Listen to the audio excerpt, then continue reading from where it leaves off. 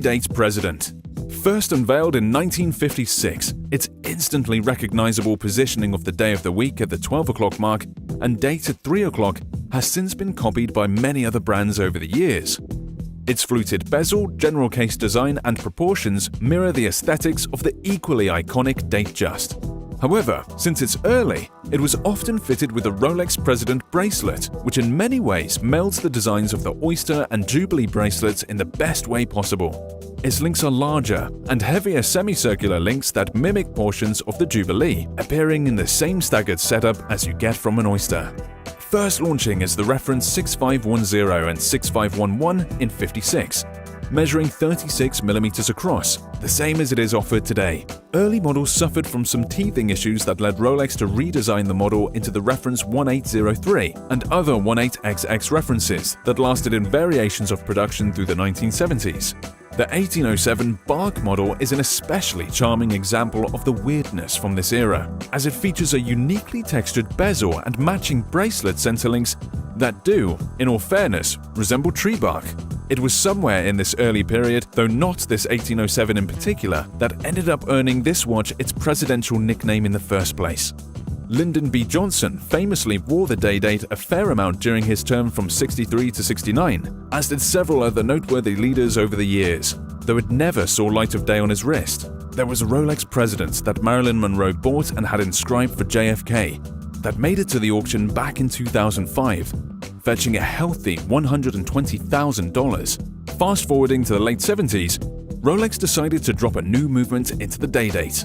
The Caliber 3055 upped its run rate to 4 Hz or 28,800 vibrations per hour and added a quick set date function that meant you were no longer to roll its hands around to move the day or date indication.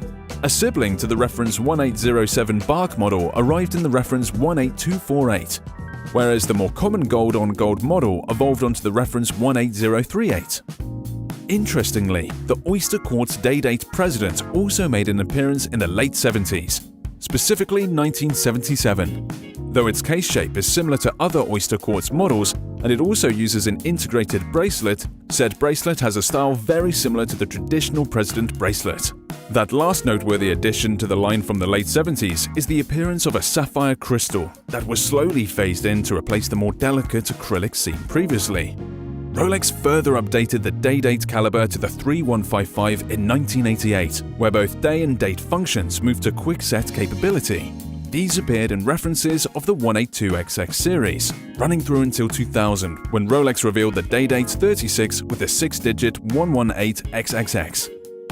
By this point, the vast range of references had officially exploded, with Rolex offering the day-date President in yellow gold, rose gold, white gold, and platinum, as well as with a huge assortment of dials and either smooth or fluted bezels. Things like a white-dialed 118238 with a yellow gold case and bracelet is hands down the more classic take on the model.